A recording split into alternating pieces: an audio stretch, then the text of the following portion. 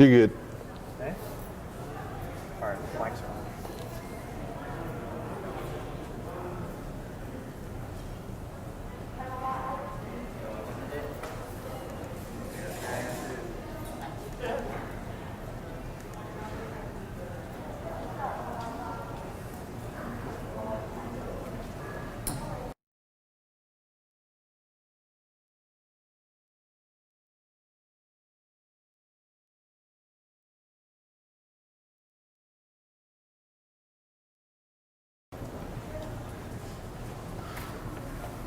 Welcome into the Legends Club here at TCU at Amon Carter Stadium. It's our pregame show as the Frogs get set to take on the Oklahoma Sooners on this Saturday morning. Brian Estridge and Elvis Gallegos with you. And finally, Elvis, we got a little football weather finally. This is nice, Brian. I'm loving it. Yeah, it's going to be a great day and a great game here at Amon Carter Stadium on a picture-perfect Saturday morning. Don't forget, our gates open at 9 o'clock. We want you to come out, join us early. We got some specials going on in the concession stands. And don't forget, you can get that temperature check around Amon Carter Stadium. Several pre-screening areas to help speed that process up for you. We'd love for you to join us coming up here in just a couple of hours at Amon Carter Stadium. And don't forget to bring your face covering. You guys have been fabulous in these first couple of games. We look forward to seeing you out here as the Frogs get set for the Oklahoma Sooners. All right, let's turn our attention to Oklahoma. First off, I want to start with this before we get into our keys. Gary Patterson talked this week about his team getting back to having fun. Maybe take it, as he likes to sing, take a step back and kind of take it all in and relieve some of the pressure. I think that's good advice for his group. Absolutely. I mean, you look at a coach that's been around for so long. He's got a great pulse on his team and what's needed. Sometimes press on, sometimes pull back. I love to hear that because I think that Frogs, with a little rest like that, getting a little bit of the joy this week, hopefully they play fast today. Yeah, all the protocols, everything they're having to work with, the academic calendar's condensed. It's going to end in the middle of the season. You got a shortened season. You started with Big 12 play. You think about that's a lot of pressure on a young guy. It really is. I mean, you think about the way they started out of the gate. I mean, this is a tough schedule. Now we're looking at it. You're sitting there watching K-State's at the top of the standings, Iowa State, Texas. I mean, that's a tough start. So I think this week, the get better week, as he says, hopefully it resulted well. Yeah, no off weeks at TCU. Just get better weeks. Here's the Frogs now turn their attention to the Oklahoma Sooners. Let's do the same. Let's talk about some keys here for TCU against this group. I want to start with the Frog defense because we know about Oklahoma's offense. We know how high-powered they've been in years past. Got a young quarterback, though. When you look at your first key, Elvis, what are you thinking? Yeah, that's the first key right there is with that young quarterback in this TCU defense. Young guy on the road. So you look at, he's never seen this TCU defense. TCU coming off a bye week, Brian, I think you're able to kind of, you don't necessarily have to change or tweak things, but I think this is an opportunity where you could probably talk about disguising things better, mixing it, whether it's some zone or some man, just get him rattled, because I think that's going to be a key. This kid is very talented, but he takes some risk at times. And so you got a chance to, with a young kid, with a good experienced defense, kind of give him the highs and lows that can rattle him. It could be a difference early on, even though I do expect Oklahoma to kind of get him settled in. Also coming off a bye week, you may expect a shot early to kind of get him settled, put some points on the board. So TCU's got to be ready for that. But boy, if you get him rattled, that's going to be a huge key for this game. It will not be the first time that Elvis uses rattle rattler today. I can assure you that. All right, let's turn to the other side of the ball. Let's talk about the TCU offense. Max Duggan, Coach Patterson talked about the fact it's going to be a little bit of a reworked offensive line. What do you want to see out of that group today?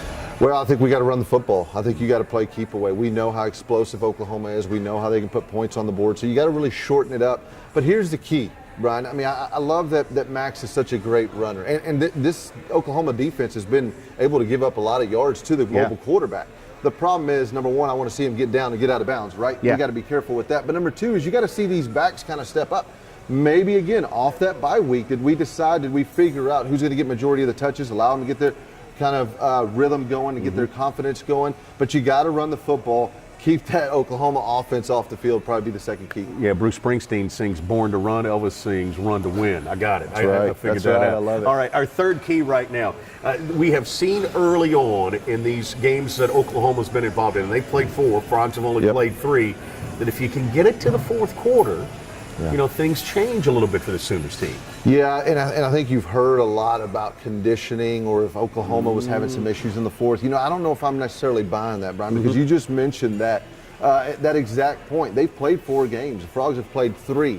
I think it's a little bit of inexperience, especially when you got a quarterback or a certain running back that maybe guys, especially on the defense. So I think there's a little inexperience. They're still trying to grow up and play some football and win down the stretch. So yeah, the fourth quarter has become a problem for Oklahoma. I mean, if you look at the numbers, it's something like 45-10 being outscored. Yep. And the Frogs have played well. Yep. So I think, again, that's an opportunity where if you just hang around, just stay within striking distance, which is going to be key because you got to be careful about giving a big plays. But if you can hang around, I think at home in such a big moment, the Frogs will have a chance to kind of take this game. Yeah, these games over the last 8 years have been tight too. About 5 of the last 8 have been decided by 1 score or less. The Frogs and the Oklahoma Sooners coming up here at Amon Carter Stadium. Like we like to do every week here on our pregame show, we like to poll our viewers. We like to poll the fans, Elvis. We asked them this week. It's Traditions Week here at TCU. Homecoming, if you will. Frogs and Oklahoma here today. And we asked, what's your favorite football tradition?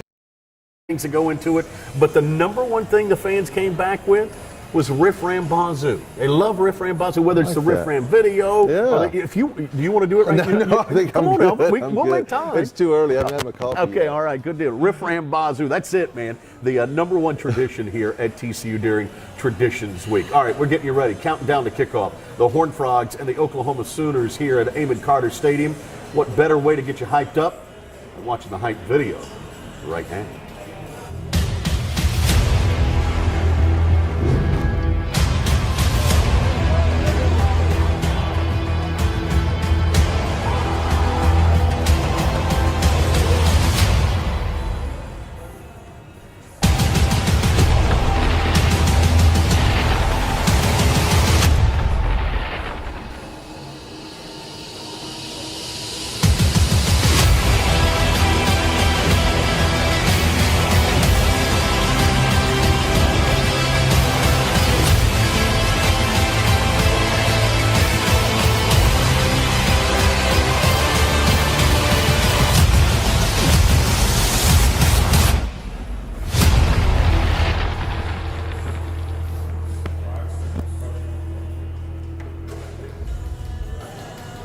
That'll get you ready for the Frogs and the Sooners right there. Hey, that's it for our edition this week of our TCU pregame show, presented by our friends at Cane's. We got to go get some before kickoff. We need to. You Sounds ready? good right now. Let's do it. Let's go grab a pack real quick. All right, Frogs and Oklahoma Sooners. It's going to be a great day here at Amon Carter Stadium. We look forward to seeing you out there. If you can't make it, you can obviously catch the game on ABC television. You can also listen to it on WBAP 820 AM. And Elvis and Miguel will have the call in Spanish on Zona MX 99.1.